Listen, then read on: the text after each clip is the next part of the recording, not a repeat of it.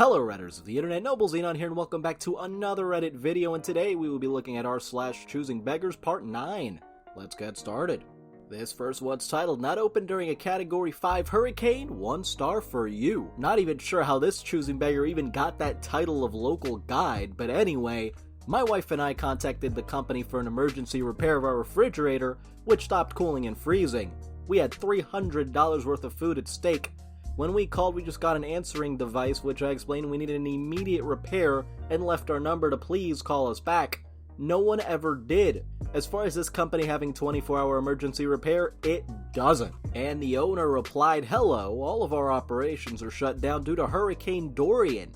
Our service area is currently covered by evacuation orders and hurricane warnings. I am sorry for your loss of food, however, understand that the safety of my team and their families come first during these times.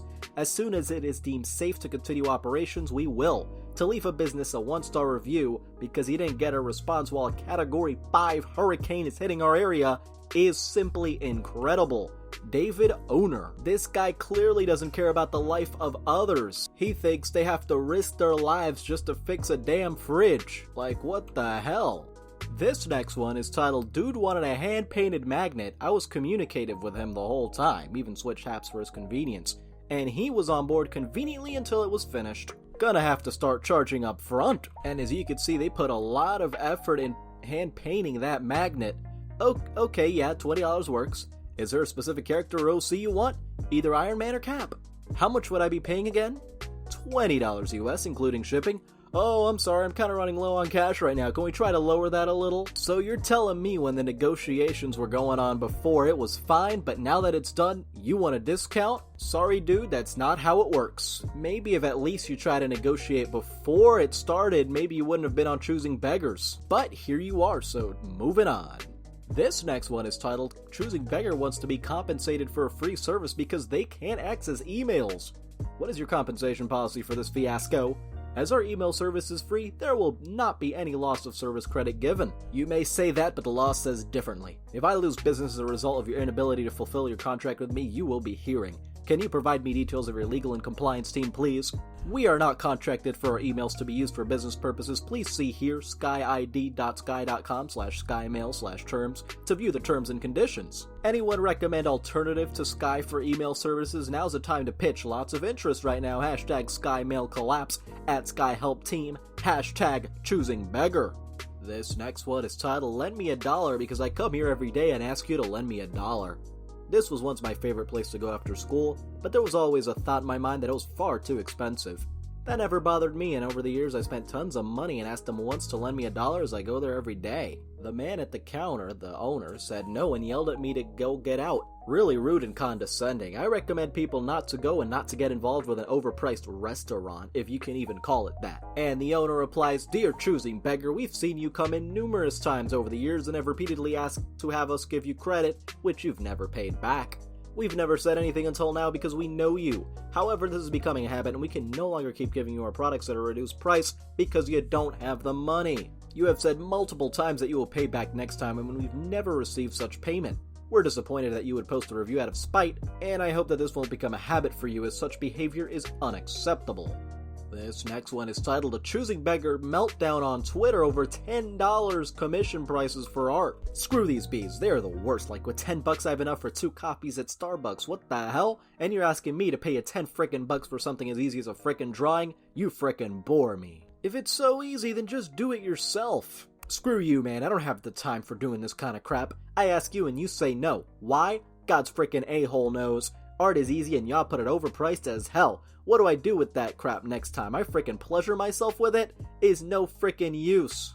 Don't have time? Then don't complain about it. And apparently this is not a one-time incident because Slatterson comments with over 4,000 upvotes. I just looked through his account. Holy crap, he spent his entire day insulting and arguing with people on Twitter. Imagine your life being so crappy, that's how you spend your time. Holy crap, you're right, his life must be sad as hell. This next one is titled, Being Able to Barter is a Crucial Life Skill that this person evidently mastered. And well, I would like this item, but I'm skint at the moment, and I was wondering if I did 2 dares of yours, if I could possibly get it for free, or £1. You want me to give you an item for free? Why would I do that? I would do any 2 dares of your choice for it. Examples, egg myself and shower in PJs, etc. Alright, here are the 2 dares. First dare, pay for it. And second dare, pay for it again, because you get to pay double this time for being such a choosing beggar. This next one is titled, No One Helps Me. To whoever posted my status asking for help on Reddit, thanks for making me cry. Also, no one has sent me any form of help in the form of money or gifts for the upcoming semester. I just wanted a frickin' iPhone so I could feel accepted, and not a single frickin' person offered to buy me a new one. I don't want your poor people androids with a lot of crying emojis and sad emojis. To make things worse, my loan payments for my business are due, and none of you have even frickin' inquired about doTERRA and the amazing products I sell. Thanks a lot, a-holes. I hope you all die, and see you on both r/ChoosingBeggars and r/anti-MLM. Moving on. This next one's titled, Having an illegal dumpster on a public street, taking up a parking spot but kicking off about some dog poo bags. Do not dump dog bags, not a public trash bin. Since we're leaving notes, when is this thing going to be moved off the street? Signed, The Public Street. Please give me a free MacBook Pro so I can make better software. Conclusion. We covered the 5 principles every software developer must adhere to here.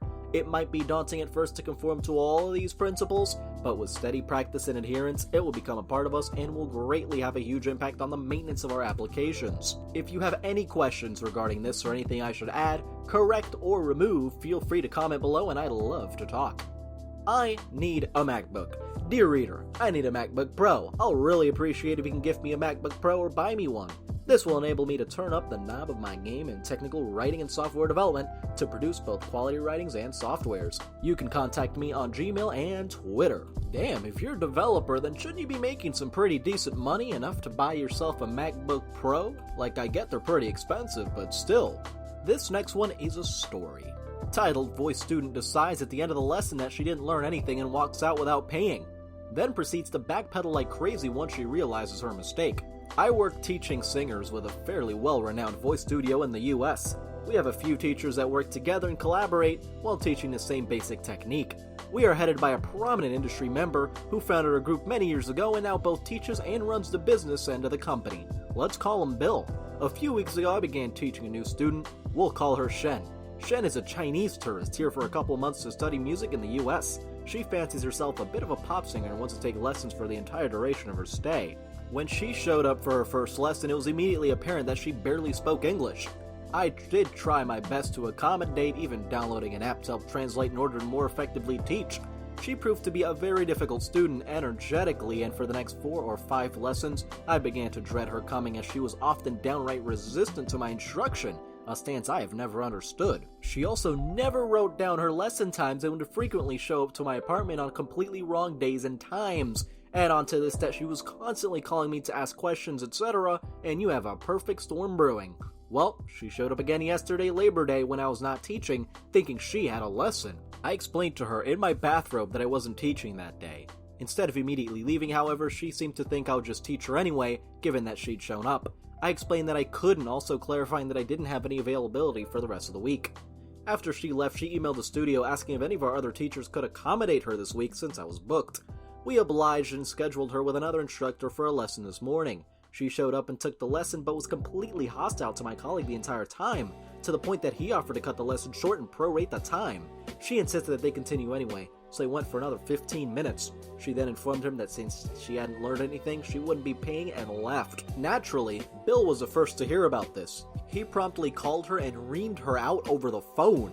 Apparently, she hadn't considered that being disrespectful to his employees might reflect poorly on her to a widely known and respected industry professional with countless connections and opportunities. She immediately returned to my colleague's apartment and delivered the money for the lesson, which he accepted graciously. When he began to turn to close the door, she said, "But I have 15 minutes left in my lesson." Stunned, he explained that he currently had another student waiting to continue her lesson and essentially closed the door on her. She then calls Bill and explains that she had paid and now wants the remaining 15 minutes of her lesson. He tells her he would be glad to refund her for the missed 15 minutes, but that we are no longer interested in working with her. She then proceeds to call me directly. I saved her number weeks ago to avoid answering, so I was able to screen it. Half an hour later, however, she shows up at my door, begging to not be let go. I had to explain to her once again that her decision was final and that she should look elsewhere for training. That, folks, is how you ruin your expensive 2-month training trip to the US. I've never seen such entitlement in the 7 years I've been teaching. I can only hope this is the end of the story. But alas, it is not, because there is an edit. So, since this got kinda popular, I figured I'd add in something I forgot. Since I teach out of my apartment, my actual living space, I only invite students in when it's time to start their lessons. This is both for the sake of the previous student and their paid time, and for my sanity, as I might hopefully get a minute or two to center myself between lessons. On rare occasions, however, people walk up to the door and attempt to let themselves in early. I can understand this mistake once, as sometimes people assume it's purely a studio space if they've never been there, mistakenly thinking there's a waiting area. At Shen's first lesson, she attempted to let herself in a full 15 minutes early. I explained to her that in the future I would let her in at the beginning of lessons. She then proceeded to attempt to let herself in at each subsequent lesson, despite being reminded to not to each and every time.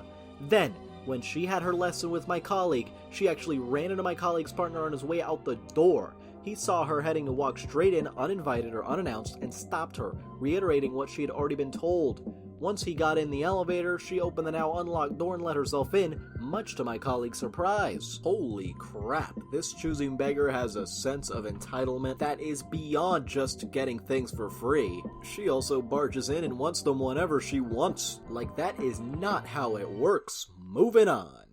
This next one is titled From a Hookup subreddit. God, I hope this is a joke.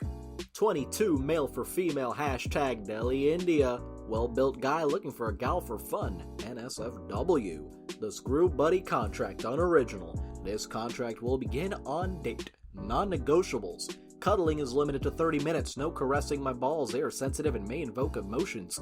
Number 2. Cannot share deep-seated issues concerning family, friends, etc. with one another. 3. Cannot share feelings of distress. If you possess those feelings, please take it out on my meat rocket.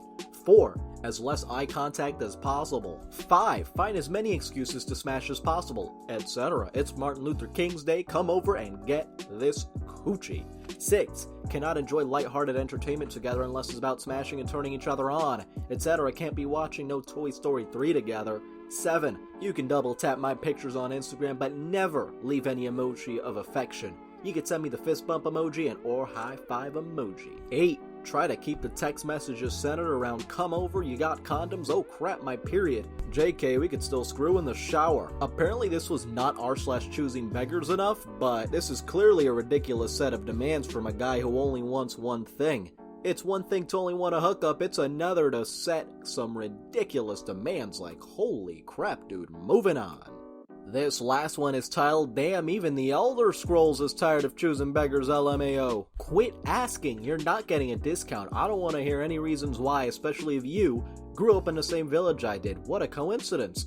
No, a very reputable supplier you'll introduce me to are just a few gold short but are totally good for it.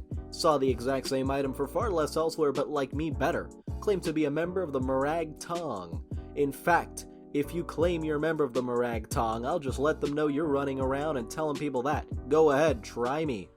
If you enjoyed the video, don't forget to like. If you have something interesting to say, don't forget to comment. And if you want to see more, don't forget to subscribe and hit the little notification bell. See you guys next time.